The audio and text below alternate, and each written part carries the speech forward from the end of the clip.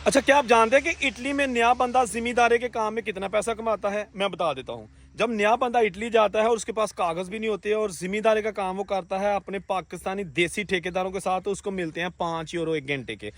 8 घंटे की शिफ्ट होती है, 8 घंटे वो काम करता है। 40 यूरो एक दिन के उसको मिलते हैं और तकरीबन 15-16 दिहाड़ियाँ उसकी लगती हैं, क्योंकि कभी बारिशें आ जाती हैं, कभी काम नहीं होता और कभी सीनियर लोग जो है ना वो काम पे चले जाते हैं। तो 40 यूरो का मतलब है कि आप 12,000 पाकिस्तानी एक दिन का कमाते हैं, अगर आपके पास पेपर्स नहीं है, इलीगल तरीके से इटली में रह रहे हैं। फ्रांस में फ्रांस में जब नया बंदा जाता है, पेपर नहीं होते, तो उसको काम मिलता है मजदूरी का, यानी कि जो बातिमा का काम कहा जाता है उसको। उसमें जनाब आपने घरों में काम करना होता है, रेनोवेशन करनी होती है, पुराने घरों को नए बनाने होते हैं और उसके साथ साथ वहाँ पर कारपेट और जो उसको मतलब है जिस तरह भी कहते हैं ना कि मरम्मत करनी है कार दियाँ, तो वो वहाँ पर भी आपको 40 यूरो एक दिन के मिलेंगे। इटली में भी 40 तकरीबन बन जाते हैं, फ्रांस में भी इतने ही बनते हैं।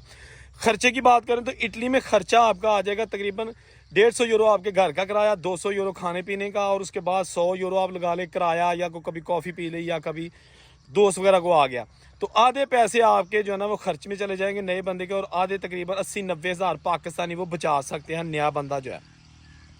अब बात करेंगे कि पेपर, देखिए पेपर बनाने के तरीके एक ही हैं पूरी दुनिया में। या तो आप वहाँ जाके असाइलम कर लें, और अगर आपका असाइलम पास हो जाता है तो आपके पेपर्स बन जाएंगे। अगर आप असाइलम नहीं करते तो फिर आप जो है ना वो गोरी से शादी करके पेपर्स बनवा सकते हैं। गोरी से शादी करेंगे तो उसका भी एक प्रोसेस है, 2-3 साल के अंदर आपका पेपर जो है ना बनने के चांसेस हैं। अगर आप गोरी भी नहीं कर सकते, लेकिन गोरी का मैं एक चीज़ आपको बता दूं, जो लोग गोरी से शादी करके पेपर्स लेते हैं ना, मोस्टली उनमें से वो लोग होते हैं जिन्होंने अपने से उम्र से ज़्यादा गोरी उम्र की जो है ना वो उससे शादी की होती है, यानी कि बुढ़ी गोरी ना शादी कर लेंगे ने जिन्हों कोई लेंदा नहीं, तानू कोई देंदा नहीं, ये उसका होता है। अब वो गोरी जो है ना वो ऑलरेडी तलाक याफ्ता होती है, उसके बच्चे भी जवान हो गए होते हैं, लेकिन उसको सहारा चाहिए होता है। फिर जो पाकिस्तानी या देसी या ईरानी इराकी लड़के हैं, अफगानी हैं, उनसे शादी करके फिर कोशिश करते हैं कि जनाब केस जो है ना वो शादी का कर लें, और उसके बाद उनके पेपर्स बन जाते हैं। ये भी एक तरीकाकार है, लेकिन ये हर एक के बस की बात नहीं है, क्योंकि गोरी को बजाते खुद फंसाना और उसके साथ फिर इस तरह की बातें करना, जब आपको ज़ुबान ही नहीं आती तो गोरी कैसे फंसाएंगे? भाई इटली की ज़ुबान नहीं आती, या जर्मनी की नहीं आती, या फ्रांस की नहीं आती आपको ज़ुबान, तो वो तो अपनी ज़ुबान बोलेंगी ना। ज़ुबान बहुत ज़रूरी है। यहाँ से लोगों की ख्वाहिश होती है कि इटली जाएं, फ्रांस जाएं, जर्मनी जाएं, लेकिन वहाँ जाके जब इनके पेपर्स नहीं बनते या इनको वहाँ पर काम पसंद नहीं आता, फिर इनकी कोशिश होती है कि किसी तरीके से पेपर्स भी बन जाएं, पैसे भी ज़्यादा कमाएं और आगे निकलें। फिर ये जाते हैं यूरोप की तरफ, आगे यूके की तरफ। यूके जाना एक बहुत बड़ा मसला है, क्योंकि आप डंकी लगा के फ्रांस से यूके जाते हैं। एक समुद्री पट्टी है, 34 किलोमीटर का समुद्री इलाका है, वहाँ पर किश्तियाँ चलती हैं। किश्तियाँ वाले 1500 यूरो लेते हैं और आपको इलीगल तरीके से भेड़ बकरियों की तरह किश्तियों में लाद के यूके पहुंचाते हैं। एक बहुत खतरनाक हद तक इजाफा हो चुका है, जो लोग फ्रांस से यूके जा रहे हैं, और यूके जाके भी वो महफूज नहीं है, क्योंकि वहाँ पर भी पेपर्स बनने के कोई चांसेस नहीं है, ना वहाँ पे जॉब है और ना ही वहाँ पे घर है जो असाइलम सीकर्स को दिया जाता है। पिछले दिनों एक इंडिया का नौजवान खेतों में काम कर रहा था एक इटालियन मालक के साथ। इस इंडियन नौजवान के पास पेपर्स नहीं थे, इलीगल तरीके से रह रहा था, जो हार्वेस्टिंग कर रहा था। मशीन में आके बुरी तरह ये लड़का जख्मी हो गया, इंडियन पंजाबी लड़का, और इसके मालक को खतरा हो गया कि अगर ये मर गया तो मुझे पुलिस पकड़ लेगी कि आपने इलीगल बंदे को काम पे क्यों रखा। लिहाजा उसके मालक ने क्या किया कि इसको खेतों से उठा के रोड पे रख दिया कि कोई इसको देखेगा तो अस्पताल ले जाएगा। ऐसा ही हुआ, किसी ने देखा तो एम्बुलेंस कॉल की, एम्बुलेंस को आते होते देर हो गई, उसको बहरहाल फिर भी हॉस्पिटल पहुंचाया गया। पुलिस ने जो है ना, उस वक्त अभी पुलिस को नहीं पता था, हॉस्पिटल गया तो वो बंदा जो है ना वो जख्मों की ताब ना लाते हुए अगले दिन एक्सपायर हो गया, दुनिया से चला गया। वो उसकी बेगम भी वहाँ पे मौजूद थी जो कि उसके साथ गई हुई थी, दोनों ही लीगल रह रहे थे। अब ये हो गया कि वो जब इंडियन कम्युनिटी को पता लगा, जो दूसरे खेतीबाड़ी करने वाले लोग थे, तो उन्होंने इनको जो है ना पुलिस को शिकायत कर दी, और बिल आखिर उस गोरे मालक को पुलिस ने पकड़ लिया है, अरेस्ट कर लिया है। तो अब प्रोटेस्ट किया जा रहा है कि जी इसको मुआवजा दिया जाए, इसकी बूढ़े माँ बाप इंडिया में जो है ना वो तरस रहे हैं। तो ये बात मैंने इसलिए की है कि ये बिल्कुल सच्चा वाक़या, कुछ 2 महीने पहले का वाक़या। वहाँ पर जो है ना वो जब आप काम करते हैं ना तो जान का रिस्क भी होता है, और जो इलीगल बंदे होते हैं ना वो किसी जगह पे भी काम करेंगे ना, तो अगर उनको कुछ हो जाएगा तो उनका कुछ नहीं बनता, ठीक है ना।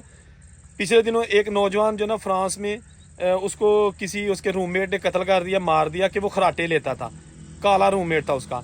तो उसकी बॉडी लाने के लिए पाकिस्तान पैसे नहीं थे किसी के पास, फिर किसी तरीके से जो है ना वो डोनेशंस लेके और एम्बेसी को इन्वॉल्व करके तो उसकी बॉडी पाकिस्तान लाई गई। बाहर के मुल्कों में पैसा अगर है तो उसके साथ साथ प्रॉब्लम्स बहुत ज़्यादा हैं। अब मैं अगर आपने स्टडी के लिए यूरोप जाना है तो जर्मनी को चूज करें, क्योंकि जर्मनी का वीजा आसानी से लग जाता है, खास स्टडी वीजा हो या विजिट वीजा हो। विजिट वीजा मल्टीपल लगेगा, स्टडी वीजा जो है ना अगर लग गया तो वहां पर आपकी स्टडी फ्री है, आप जो भी वहां पे जॉब करेंगे एज अ स्टूडेंट वो आपकी बचत होगी। लेकिन उसका तरीकाकार है कि आपको पहले ही वहां पर पाकिस्तान रहते हुए या इंडिया रहते हुए जर्मनी के बैंक में ब्लैंक अकाउंट खुलवाना है और उसमें अपने 11,000 यूरो जो है ना डिपॉजिट करवाने हैं, ताकि आपको वहां जाके वो खाने हैं आपने, यानी कि गवर्नमेंट जर्मनी की हुकूमत को ये दिखाना है कि मेरे पास पैसे अकाउंट में मौजूद है, मैं अगर नहीं भी जॉब मिलती मुझे तो मेरे पास पैसे हैं, वो आपके पैसे होंगे। तो अगर आप चाहते हैं कि आप वहां पर जाके स्टडी करें तो मेरा ख्याल है फ्रांस इटली की बजाय जर्मनी चूज करें। Germany is the best for study. बात करेंगे कि पेपरों के वाले से, पेपर बनाना जनाब तमाम यूरोपीय मुल्कों में मुश्किल है और एक ही तरीका का है, शादी है, साइलम है, या फिर आप अंडर एज हैं, या फिर इसके बाद और जुगाड़ है जो लोग वहां पे जाके एक दूसरे से पूछ के लगाते हैं स्पॉन्सरशिप का या जो भी है। लेकिन सबसे पॉपुलर यही तरीका है, जो लोग शादी करते हैं और गोरी को फंसाते हैं और उसके साथ फिर शादी कर लेते हैं।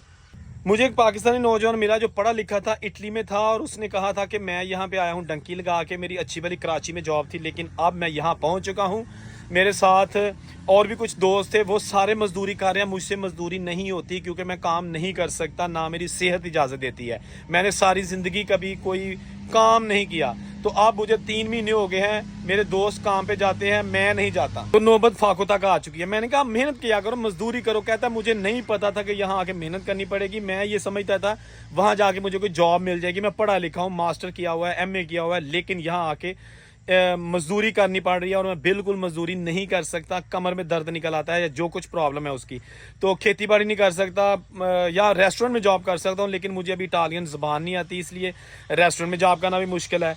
तो अब मैं कोशिश कर रहा हूँ कि डंकी लगा के यूके चला जाऊँ, कम से कम यूके में इंग्लिश बोली जाती है और वहाँ जाके मैं कामयाब हो जाऊँगा।